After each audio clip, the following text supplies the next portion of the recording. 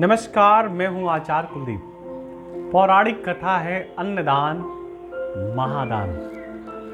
अन्नदान से बड़ा कोई दान नहीं बताया गया।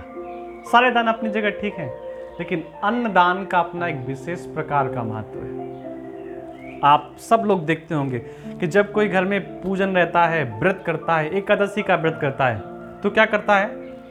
उस दिन अन्नदान करता है। आजकल रूप परिवर्तित हो गया है। लोग व्रत तो करते हैं लेकिन दान नहीं करते, और फिर कहते हैं हमें किए गए व्रत का लाभ नहीं मिल रहा। आपने व्रत किस चीज का किया है? अन्न ना खाने का। तो अगर आपने एक दिन अपने घर में अन्न नहीं खाया तो उससे क्या फर्क पड़ने वाला है? भाई, आपका अन्न आपके घर में सुरक्षित है। आज आपने व्रत किया कि आज हमें अन्न नहीं खाना, और फिर कल अन्न खा लेंगे, तो ये तो कोई बात नहीं हुई। अगर आज संकल्प किया है कि हमें अन्न नहीं खाना, तो जितना आज के एक दिन का भोजन हम अपने घर पे लेते हैं, उतना अगर हम अन्न दान करते हैं, तब जाकर के हमें उस व्रत का पूरा फल मिलता है। तो अगर हमने कोई व्रत कर रखा है कि आज हम अन्न नहीं खाएंगे, आज भोजन नहीं खाएंगे, तो अपने हिस्से का भोजन किसी ऐसे व्यक्ति को दे दें जिससे उसकी आवश्यकता है। इधर आपका व्रत भी हो गया, आपने अन्न भी नहीं खाया, आपने अपने हिस्से का अन्न सामने वाले को दे दिया। इससे बड़ी बात क्या हो सकती है?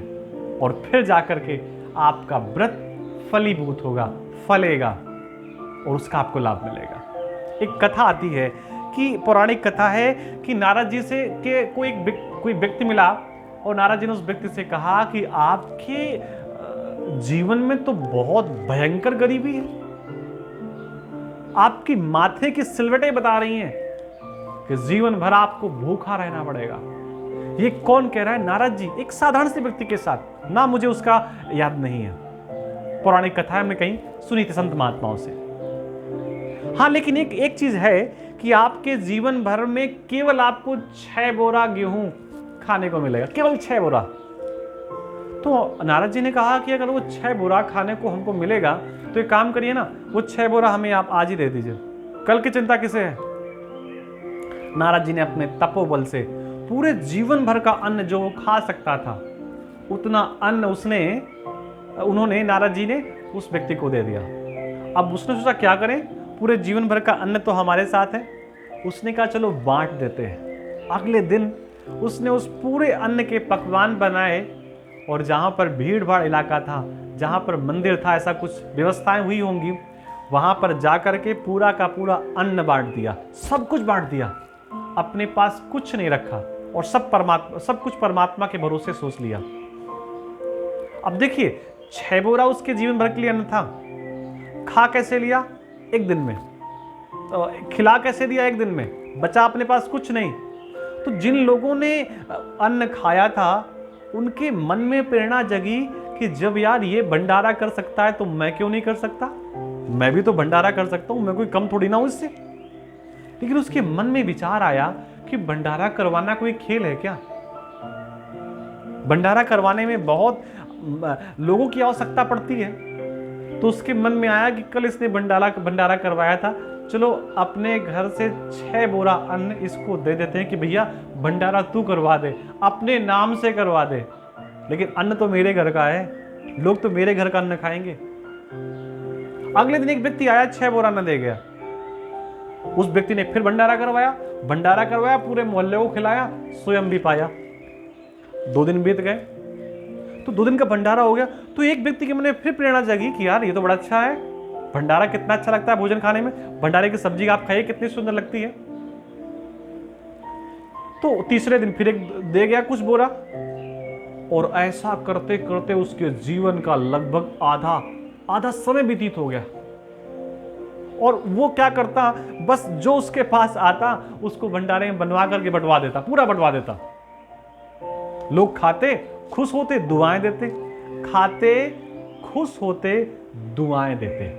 याद रखिए, लोग खाते प्रसाद, खुश होते, प्रसन्न होते, और बदले में दुआएं देते। किसे? उस व्यक्ति को जिसके माध्यम से अन्न खाने को मिला है। लोग कहते आशीर्वाद में कि तू ऐसा ही जीवन भर करता रहे, अरे एक व्यक्ति का आशीर्वाद नहीं लगेगा, दो का नहीं लगेगा, जब पूरा का पूरा गांव, पूरा का पूरा शहर आशीर्वाद दे रहा है तो आशीर्वाद नहीं लगेगा।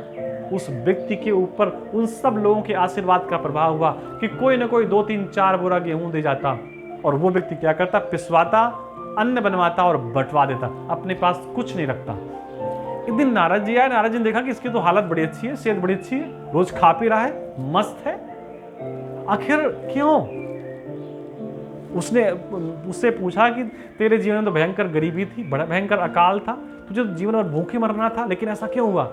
उसने कहा देखो मुझे तो नहीं पता ऐसा क्यों हुआ, लेकिन बस मैं इतना काम करता हूं कि जो मेरे पास अन्न दे जाता है उस अन्न को मैं बंटवा देता हूं लोगों के बीच में। नारद जी को ये बात समझ में नहीं आई। नारद जी भगवान विष्णु के पास गए, नारायण के पास गए, प्रणाम किया श्री हरि को, और प्रणाम करके अपनी पूरी बात कही कि भगवान, ब्रह्मा ने तो ऐसा लिखा था, विधि ने तो ये लिखा था कि इस व्यक्ति के जीवन में भयंकर गरीबी है, लेकिन फिर भी इसका आधा जीवन व्यतीत हो गया बड़ी खुशहाली के साथ, ऐसा क्यों? तो भगवान ने उन्हें फिर पूरी बात बताई, और बात के महत्व में उन्होंने एक बात कही कि अन्नदान महादान। अगर किसी को अन्न का दान करते हैं, धन की बात नहीं हो रही यहाँ पर अन्न की बात हो रही है। अगर किसी को आप भोजन का दान करते हैं, किसी भूखे व्यक्ति को भोजन कराते हैं, दक्षिणा नहीं, दक्षिणा की बात नहीं, भोजन कराते हैं, उसके उदर को पूरा कर देते हैं, उसके उदर की भूख को मिटा देते हैं, तो भैया इससे बड़ा कोई पुण्य और नहीं हो सकता। तो जब भी मौका मिले, आप देखते होंगे शहरों में बड़े बड़े लोग बड़ी बड़ी महंगी कारों में आकर के रास्ते में बंटवाते हैं अन्न। क्यों बंटवाते हैं? क्योंकि उन्हें पता है कि अन्नदान महादान, सबसे बड़ा कोई दान है तो उसे अन्नदान कहते हैं। तो भैया जब भी मौका मिले आप अन्न का दान अवश्य करें। जब भी मौका मिले, जरूरी नहीं कि 5 प्रकार के पकवान हो, खिचड़ी का भोग लोगों पे अवश्य बांटे, उन सबकी दुआएं आपको लगेंगी और आपके अनिष्ट अवश्य कम होंगे। इसी के साथ आप सबको नमस्कार, राम राम कहते रहिए, और जब भी मौका मिले भंडारा प्रसाद कहीं पर बना करके जरूर बंटवा दीजिए।